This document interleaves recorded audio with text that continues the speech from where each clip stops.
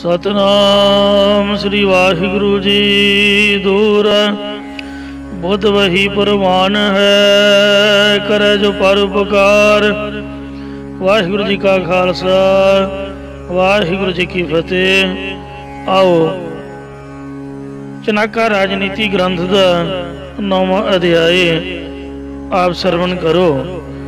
हे भाई, ओही बुद्धि ਉਹੀ अकल कबूल ਹੁੰਦੀ है ਜਿਹੜੀ ਪਰਾਇਆਂ ਦਾ ਭਲਾ ਕਰਦੀ ਹੈ, ਜਾਂ ਉਹਨਾਂ ਮਨੁੱਖਾਂ ਦੀ ਬੁੱਧੀ ਪ੍ਰਵਾਨ ਹੈ ਜੋ ਸਦਾ ਪਰਾਇਆਂ ਦਾ ਭਲਾ ਕਰਦੇ ਹਨ। ਨਸ਼ਟ ਬੁੱਧ ਹੈ ਤੈਨੂੰ ਕੀ, ਜਪੈ ਨਾ ਹਰਿ ਉਰ ਧਾਰ। ਤਿੰਨਾਂ ਮਨੁੱਖਾਂ ਦੀ ਬੁੱਧੀ ਨਾਸ਼ ਹੋਈ ਹੈ ਜੋ ਪਰਮਾਤਮਾ ਨੂੰ ਆਪਣੇ ਹਿਰਦੇ ਵਿੱਚ ਧਾਰਨ ਕਰਕੇ ਜਪਦੇ ਨਹੀਂ ਹਨ। ਜਿਵੇਂ मूर्खा सिर मूर्ख है, जे मन्ने नाही नाम। सो निर्मल बुद्ध है तेनों की, जो जपते हर नाम। हे भाई, तिन्हां मनुखां दी बुद्धि सदा पवित्र रहिंदी है जिहड़े मनुख सदा ही हरि परमात्मा दा नाम जपदे रहिंदे ने। शोभा पाव है जगत में यार दरगह परमार। वो मनुख इस जगत विच भी सदा शोभा वडियाई पाउंदे ने अते वो परमात्मा दी न्याय सभा विच भी कबूल पैंदे ने। अर्थात परमात्मा दा भजन करन वाले लोग परलोक दे विच सत्कार पाउंदे हन। भोजन करते प्रथम ही दे श्री कृष्ण मित। जो मनुख आप भोजन करन भाव खाण तो पहला ही श्री शोभा दे मालक अते जिस विच किसी प्रकार की भी कृस कमजोरताई न नहीं है, उस प्रभु दे निमित्त उहदे वास्ते किसी गरीब गुरबे किसी लोड़मंद नूं दान देना करते हैं। स्वर्ग निसंशे जात है, करे नेम एह नित। ओह मनुख बिना संशय तो निश्चय करके ही वैकुंठ विच जाते हैं, जो नित सदा ही ये निजम करते हैं। काल मित्र बेग्रह करे। हे भाई, समा ही दोस्तां नूं फुट भाव बिगाड़ दिंदा है अते वैरी कर दिंदा है अते काल छत्र को नाश। समा ही दुश्मन का नाश कर दिंदा है। अर्थात समय तो बिना कुछ नहीं हुंदा, क्योंकि जो बुरा समा भाव खोटे भागां दा वेला आउंदा है, तदों वड्डे प्यारे मित्र भी वैरी बन जाते हैं।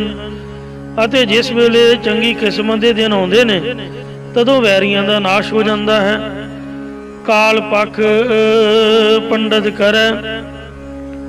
दूसरा पाठ काल खेत पंडित करे भी है। तीसरा पाठ काल खेत खंडित करे भी है। पर इत्थे मुख पाठ काल पख पंडित करे। समा ही पख करके अनपढ़ नूं विद्वान कर दिंदा है, या समा ही विद्वानां तों खेतियां करवा दिंदा है, या समा ही युद्ध के मैदानां नूं या खेतियां नूं खंडित नाश कर दिंदा है। कारण कारज रास।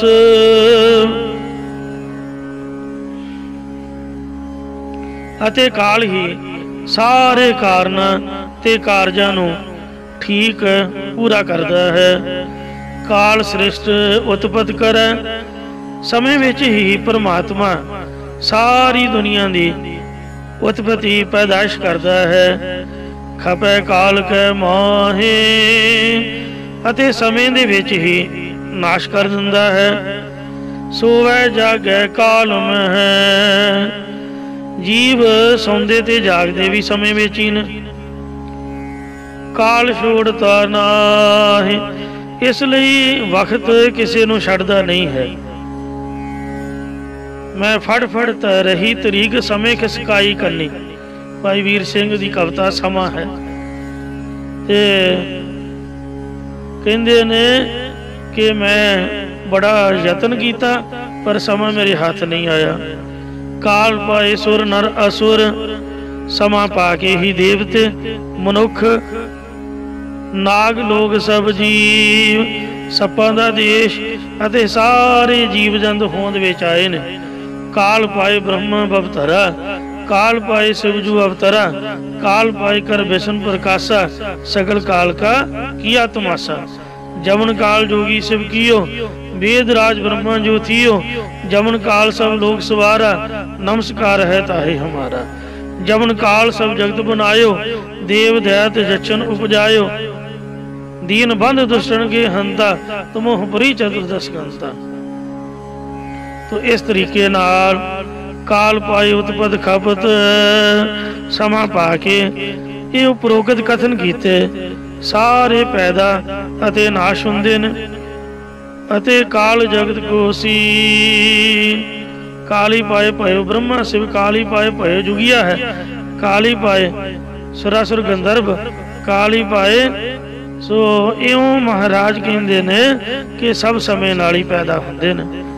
काल जगत को सीव, समा पाके सारे संसार दा हद बनना है। काल जगत को ग्रस्त है, हे भाई ये काल समा ही संसार नूं निकल जांदा, नाश कर दिंदा है। अते जग को कल्पत काल, संसार नूं कल्पना रचना भी समा ही करदा है। भाव समय अनुसार प्रभु दे हुक्म दे विच जगत नाश हुंदा है अते फिर बनदा है। ज्ञान योग भी काल दे, अपने स्वरूप का ज्ञान अते भगती हठ हठ योग भी काल समय दे विच ही प्राप्त हुंदा है।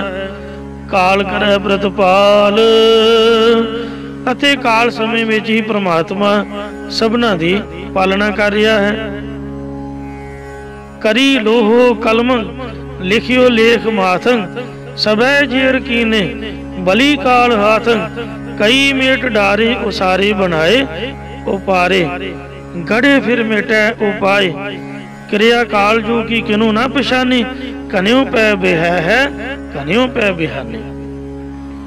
सो रोग सोग संताप में देशांतरगत हीन, किसी बीमारी गम दुख विच या प्रदेश विच या तुरन तो रहत अवस्था, लूला लंगड़ा या बिरध अवस्था विच या गतिहीन अर्थात जिसका कुछ पदार्थ आदि प्राप्त होया होया नाश हो जावे, भाव गरीब कंगाल हो जावे।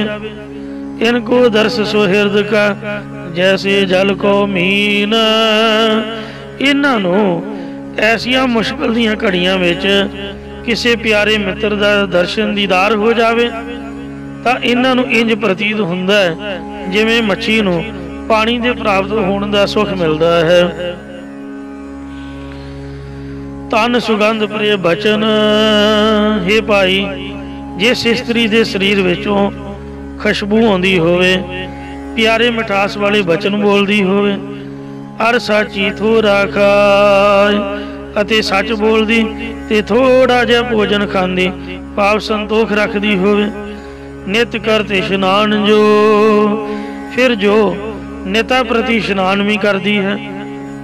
वाहो देवता सुभाय, वो स्त्री देवतियों के सुभाव वाली श्रेष्ठ जानना करो। अर्थात इस दोहरे दे अखरी अर्थ तां भावें स्त्री ते ही घटदे ने ते पर भाव विच गुण हर मनुख मात्र नूं धारण करने चाहिए ने। जिहड़ा धारण करदा उहनूं तुसीं श्रेष्ठ मनुख जानना करो।